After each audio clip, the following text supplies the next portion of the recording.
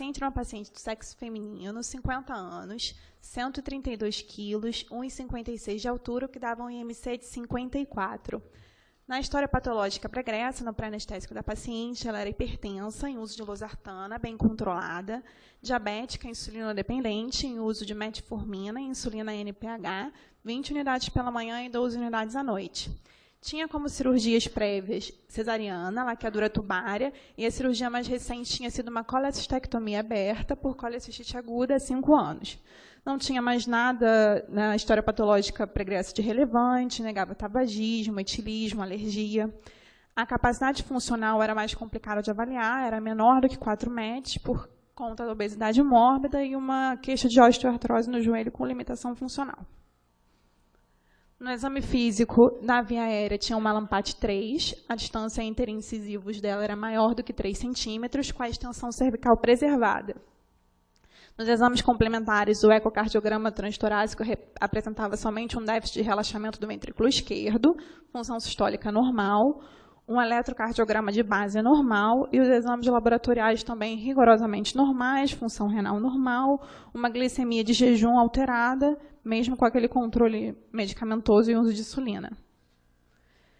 Essa aqui é a nossa ficha de anestesia, ela foi monitorizada com pressão não invasiva, eletrocardiograma, oximetria de pulso, e foi pré-oxigenada, a indução padrão do serviço para toda a cirurgia bariátrica, a indução em sequência rápida, com lidocaína, propofol, alfentanil e succinilcolina, foi entubada sem nenhuma dificuldade e relaxada posteriormente com rocurônio.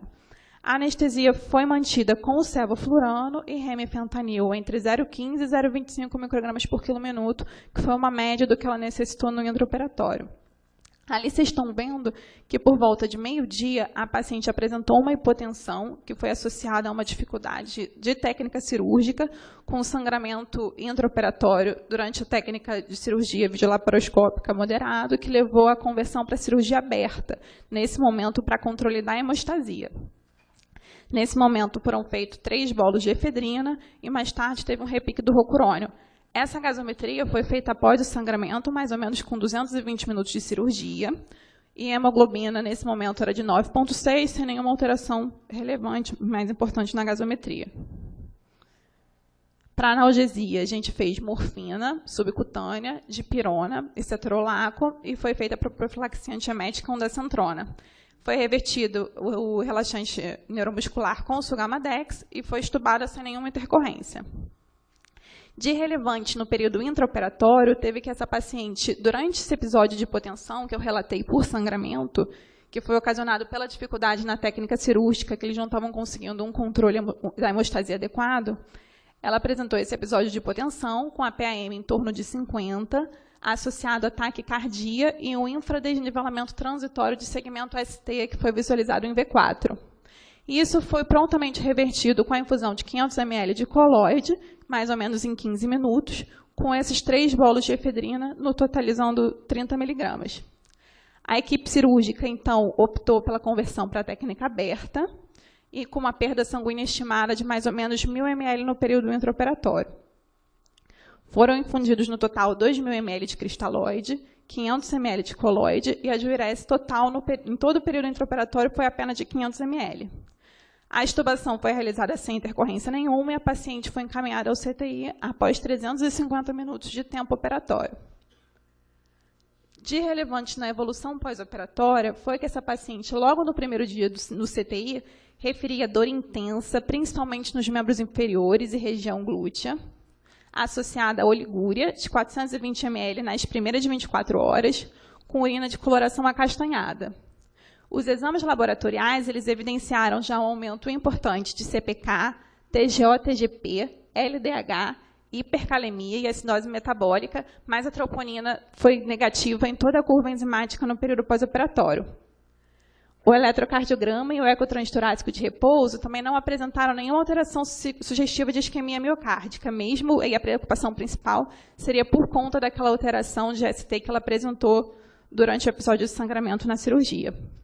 Essa aqui foi a evolução laboratorial dela no pós-operatório, que mostra que logo no primeiro dia do pós-operatório ela apresentou 22.140 de CK, com pico no segundo dia de pós-operatório, associado à disfunção renal, aumento progressivo da ureia, da creatinina e a preocupação principalmente em relação aos eletrólitos, em relação à acidose e à hipercalemia. Por conta disso, no terceiro dia de pós-operatório, foi decidido que a paciente começaria o programa de hemodiálise. Foi iniciada, então, no terceiro dia, a terapia dialítica, e houve queda progressiva dos marcadores de lesão muscular com correção dos distúrbios hidroeletrolíticos e ácido base ao longo dos 7 dias. Foi suspensa a hemodiálise pelo serviço de nefrologia no 10º dia de pós-operatório, quando a paciente recebeu alta para a enfermaria. Após 20 dias, ela já apresentava níveis basais de ureia e creatinina. A discussão.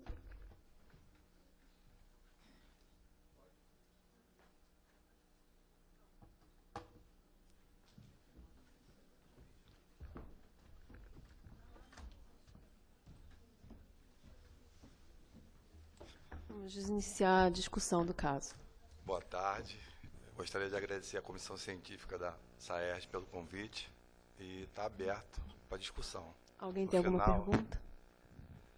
No final, vou apresentar uma síntese do que a gente aprendeu com esse caso. Boa tarde. Essa paciente eu não peguei no começo. Ela tomava alguma medicação, alguma estatina, simvastatina ou algo assim? Não tomava, que é fator predisponente. Então, a rabdomiólise clássica, como essa aí, ela é uma complicação da cirurgia bariátrica. O sintoma até foi um pouco tardio, geralmente é mais novo. Mas eu queria trazer aqui de contribuição um trabalho que já saiu há algum tempo, feito na Universidade do Cairo, no Egito, em que eles sugeriam o seguinte. Primeiro, as pessoas com menos expertise, os cirurgiões com menos expertise em cirurgia bariátrica, não operarem pacientes com IMC acima de 54. Por que eles chegaram nesse número mágico de 54?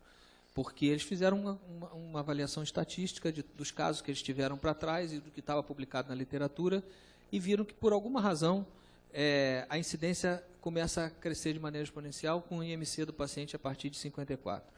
A especulação é que talvez o paciente que tem esse grau de IMC tenha um componente metabólico muito grande da sua obesidade e a microcirculação dele já tenha sofrido mais, e por isso ele faça mais lesão muscular, não se sabe. Mas o que eu achei interessante é que eles pedem para evitar, sugerem que se evite isso, e em pacientes com esse IMC acima de 54, que se comecem a dosar CPK a partir da primeira hora de cirurgia. E qualquer alteração na CPK, eles propõem a infusão de manitol nesse paciente, quase que profilaticamente, entre aspas. Isso é interessante porque eles tiveram a coragem de publicar isso, de propor alguma coisa num terreno em que, assim, tem muito pouca coisa proposta a fazer. Obrigado.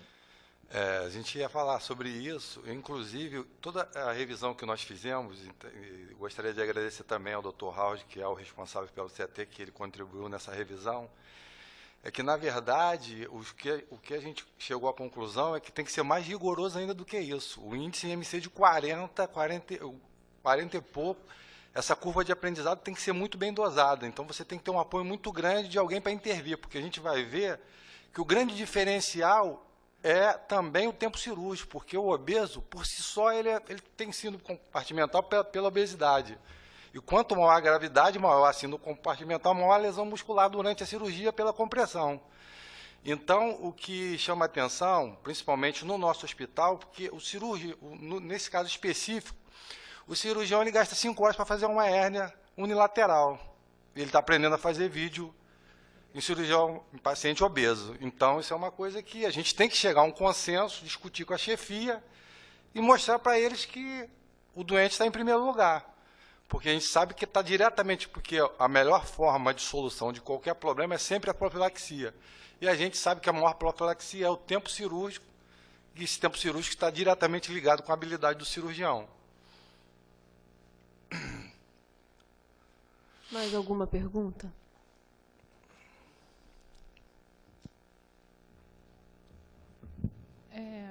A indução em sequência rápida é por quê?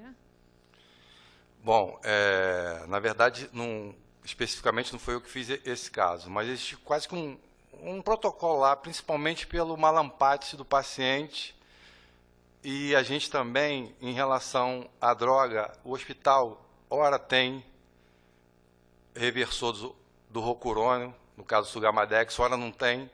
Então, ficou um protocolo em função da via aérea. A gente sabe que a questão do estômago cheio já não é, nos trabalhos foram bem claros que não é considerado mais, entendeu? Então, mais pela via aérea, entendeu? Então, fica um protocolo. A gente teria a opção, como nós fizemos o Rocurone, naquele momento tinha o Sugamadex, a gente teria a opção, no caso, eles teriam a opção de ter feito o Rocurone, porque a succinilcolina, por si só, pela hipercalemia, pode agravar esse distúrbio iônico.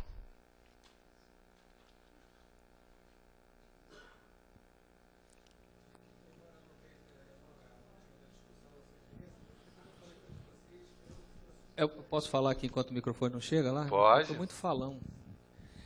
Com relação à indução rápida, assim, eu também, no início da laparoscopia, tenho muito medo de via aérea de obeso, no início da cirurgia bariátrica. Eu usava succinilcolina, porque eu também não tinha. Nem eu nem ninguém. A gente começou bariátrica antes do Sugamadex estar disponível no mercado. Eu usava succinilcolina por esse medo. Depois você vai pegando a mão, otimizando a posição. E usando... Hoje eu não uso succinilcolina para obeso. Mas mesmo quando eu usava succinilcolina, eu queria botar aqui um molho nessa salada, que é o seguinte: eu não fazia indução rápida.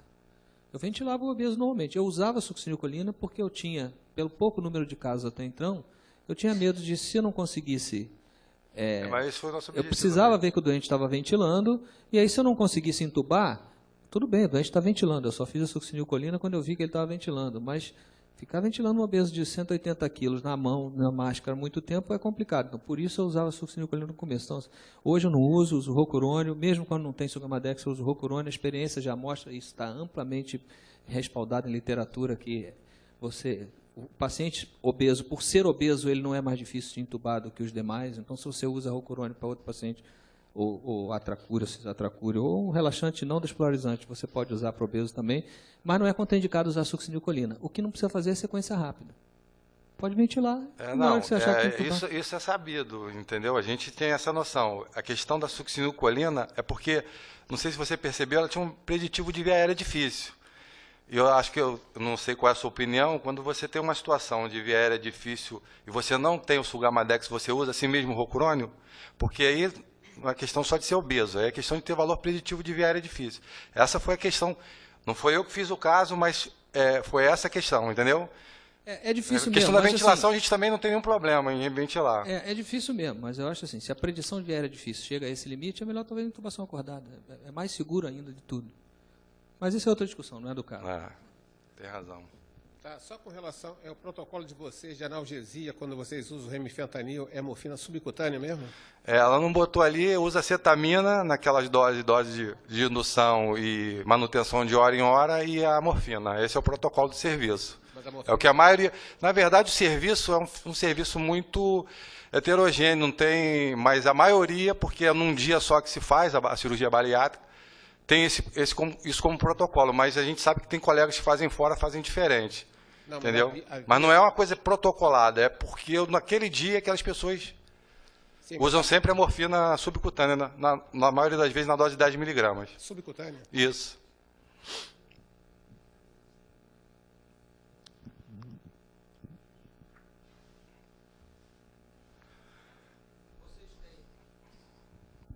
Vocês têm follow-up dessa paciente? Saber como ela ficou depois, meses depois? Na verdade, eu acho que essa paciente ela está internada, mas por uma coisa que não tem nada a ver. Ela fez uma úlcera, alguma coisa que estava debridando, mas a parte renal está totalmente estável. Porque cada vez está aparecendo mais, depois da cirurgia bariátrica ter aumentado muito o número de casos, neuropatias periféricas inespecíficas pós-pacientes que fizeram rabdomiólise em cirurgia bariátrica. Com dificuldades motoras e tal, é interessante seguir essa paciente.